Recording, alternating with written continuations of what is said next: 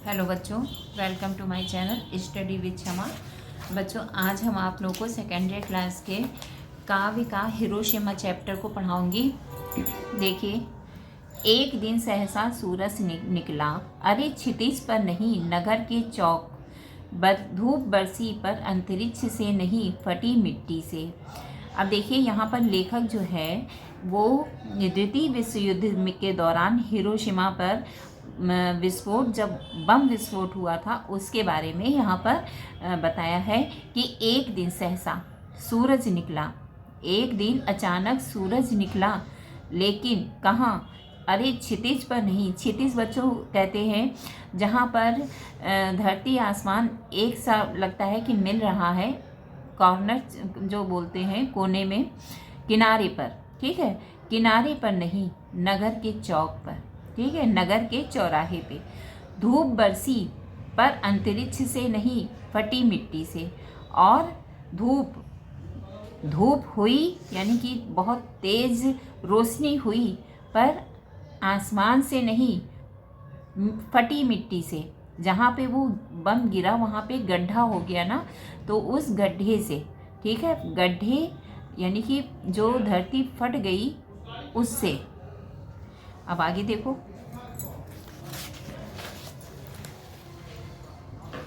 छायाएं मानो जन की दिशाहीन, और सब और पड़ी वह सूरज नहीं उगा था पूरब में, वह बरसा सहसा बीचों बीच नगर के काल सूर्य के रथ के। अब देखिए, छायाएं, यहाँ पे जो मानव जीवन है, मनुष्य हैं, उनको यहाँ पर बताया है छायाएं। ठीक है, छायाएं मानव जीवन की दिशाहीन। जब बम गिरा तो इतना तेज उस ज्वलनशील वो था कि सब कुछ जला के रख दिया, जितने व्यक्ति थे उनको जला दिया। तो वो सब छायाएं हो गई, छाया बन गई, और वो दिशाहीन। अब उनका जब वो देखिए, दिशाहीन का मतलब होता है कि अब उनकी कोई इच्छा नहीं रहना। यहाँ पर जो है इच्छा, बिना इच्छा के। अब जैसे मनुष्य जब जिंदा होता है तो उनकी बहुत सी इच्छाएं होती हैं, कल्पनाएं होती हैं। अब वहाँ पे जब अचानक वो बम गिरा तो बहुत से मनुष्य जल के बिल्कुल राख हो गए। तो उनकी इच्छाएं जो हैं, उनकी कोई इच्छा ही नहीं किसी हो रही।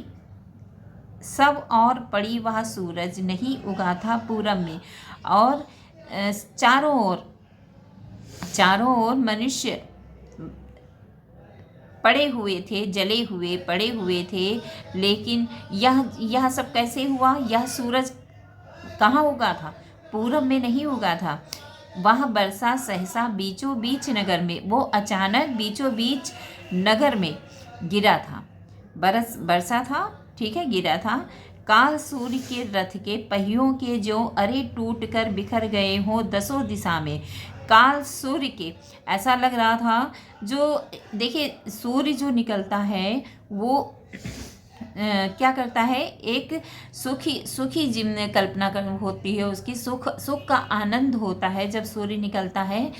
लेकिन ये काल सूर्य था, लोगों को निगलने वाला, सब कुछ जो है निगल जाने वाला। काल सूर्य के रथ का ऐसा लग रहा था कि काल सूर्य के रथ के पहिए चारों ओर टूट के बिखर कर गिर गए हैं, दसों दिशा में गिर गए हैं। कुछ क्षण का वह उदय अस्त, केवल एक प्रज्वलित क्षण की दृश्य सोख लेने वाली दोपहरी, फिर डैश। ठीक, देखिए, कुछ क्षण का ही सूर्य उदय हुआ था, केवल एक प्रज्वलित क्षण का, केवल क्षण भर के लिए। लेकिन उस क्षण में दृश्य सोख लेने वाली वह दोपहरी थी।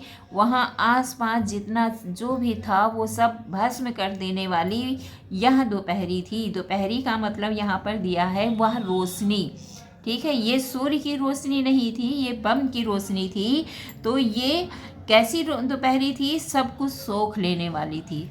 ठीक है बच्चों, अब आगे नेक्स्ट वीडियो में पढ़ाएंगे। Thank you.